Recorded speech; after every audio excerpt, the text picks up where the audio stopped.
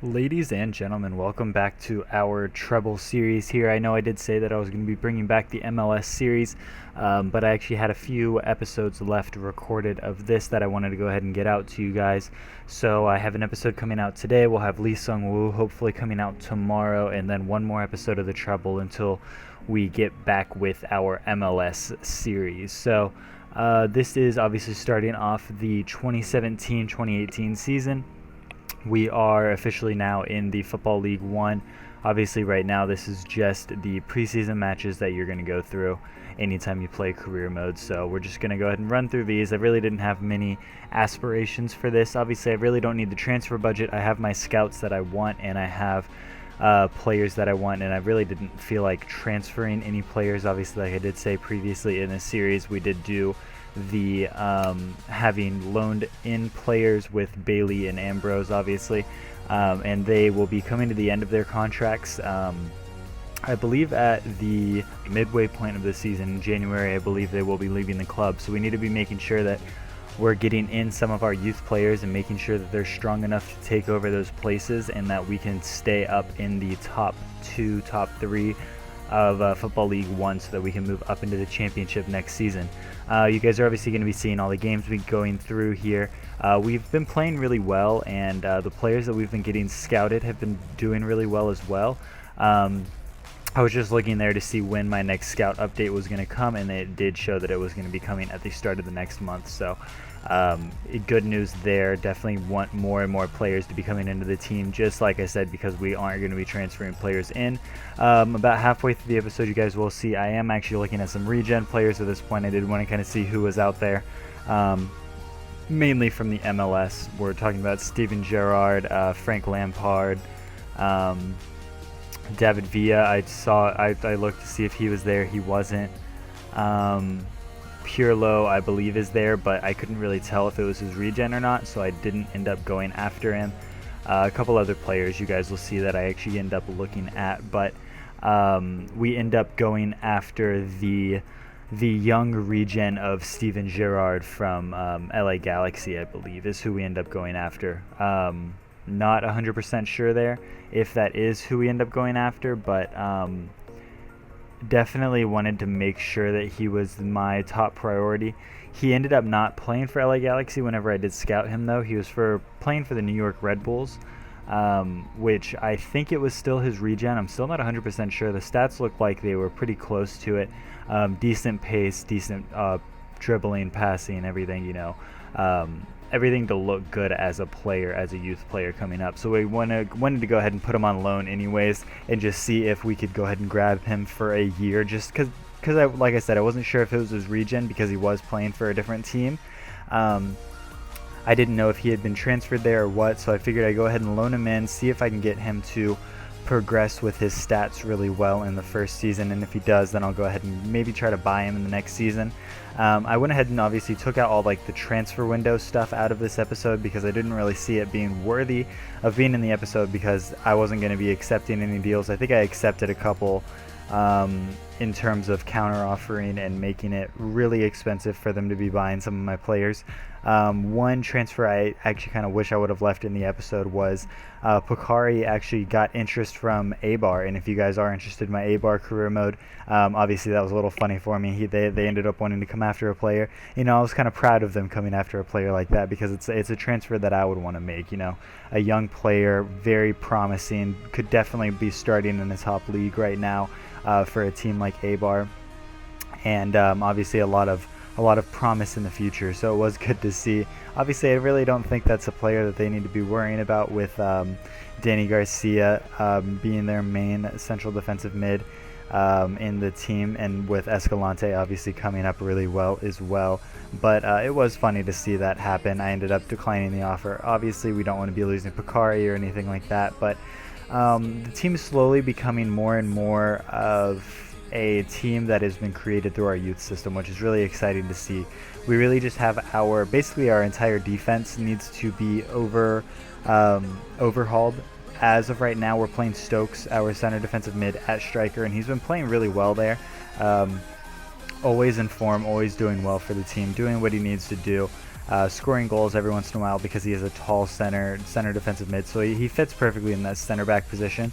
But we definitely want an out-and-out center back and left back, right back. But as you guys see here, this is who I think may have been the Pirlo regen. This is the New York Red Bulls, I believe, possibly the Steven Gerrard one, and then as NYCFC, I think that's the Frank Lampard one. That one actually kind of looked like Frank Lampard, so I figured that was probably the only one that I was actually comfortable knowing that was going to be a regen of that player. But coming into this game against Rotherham in the J-Paint Trophy, we aren't really too focused on the trophies again this season. J-Paint Trophy is probably the only one that I was really kind of maybe thinking about, and of course the one I end up thinking about competing in at my top level, I guess you could say, is the one that I'm going to end up losing out in 3-1 to Rotherham. So disappointing there to lose out in the cup, but it is what it is. Like I said, my focus is to get up in these leagues as fast as possible. We're not going to be worrying about cups really until we get into the Premier League and obviously fulfill the treble prophecy that we're trying to go after.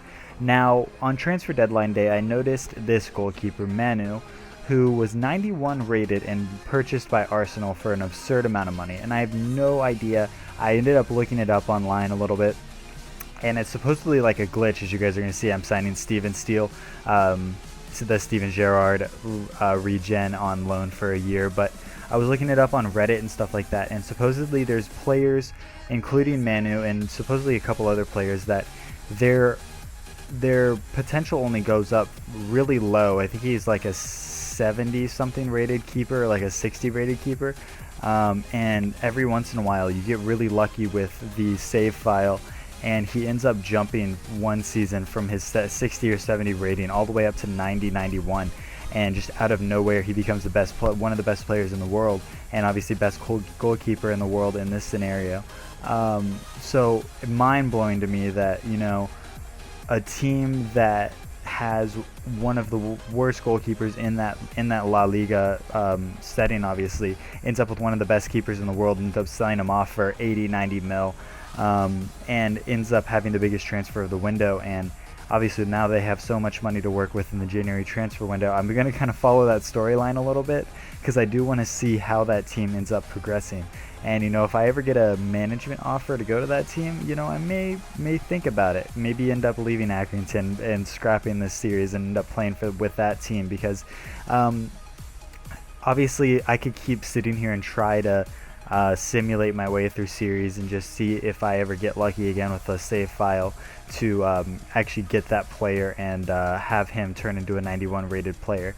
But it was definitely weird to see all the way around. I don't know if any of you guys have ever ran into that.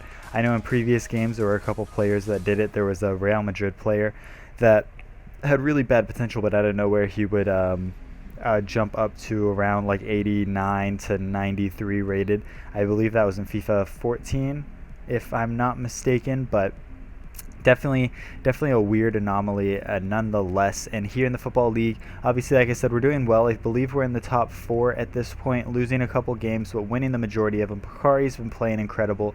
Obviously the face of the team. Definitely need to make sure we're giving him the captain armband here in the next season or so as well. Bailey's been doing really well. Has me a little worried that when he's not in the team, how well we're going to perform without him. Obviously Pakari's doing well, Soft is doing well, O'Donnell and Cresswell are playing really well. Cresswell obviously our left wing that we ended up turning into a striker to play alongside Ambrose, but there's so many options for us with this team. A lot of these players can play in multiple positions, and it's kind of making scouting a little difficult for me. I'm not really sure what players I should be going after.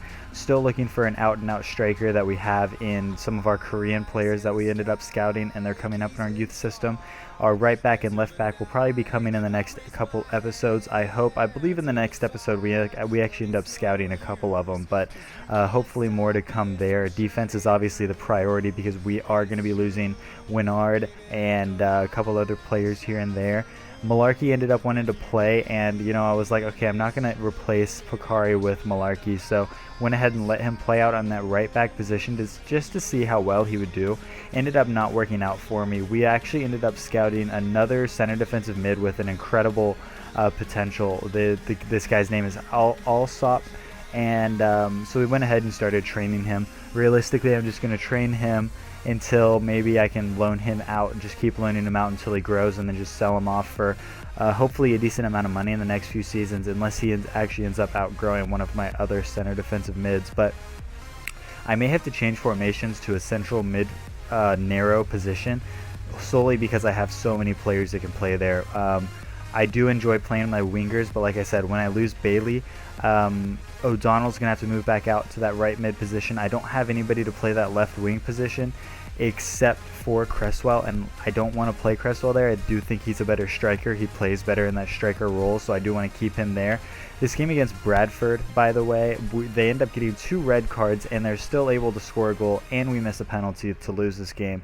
And that's kind of why I just sat there and stared at it for a minute. I was incredibly mad when it happened. I'm like, how can they have 9 men on the field? We can't score another goal, and then we're given an opportunity, and we miss the penalty. So Ambrose may end up getting taken off of penalties, because it's not the first one he's missed by any means. So look for changes in that position definitely in the future. But as you guys are looking through my scout reports, they're coming back with incredible players. I've always had really good luck in Korea, the United States, and couple countries here and there, and Europe obviously have been giving me pretty good players. Norway in this one has been doing really well for me, but US and Korea, which makes me happy because I am obviously from these states and I am half Korean, so it is nice that those 2 countries always end up pulling out really good players for me. But there is another series that I have been working on. As this episode does come to a close for Club and Country, let me know if you guys do want to see that. I've been streaming it a little bit, just kind of playing it for fun, but if you guys are interested, just let me know and I'll go ahead and put that up on YouTube. But that is going to be the end of this episode. If you guys did enjoy, make sure you like, comment, and subscribe, and until the next one, I'll see you guys later.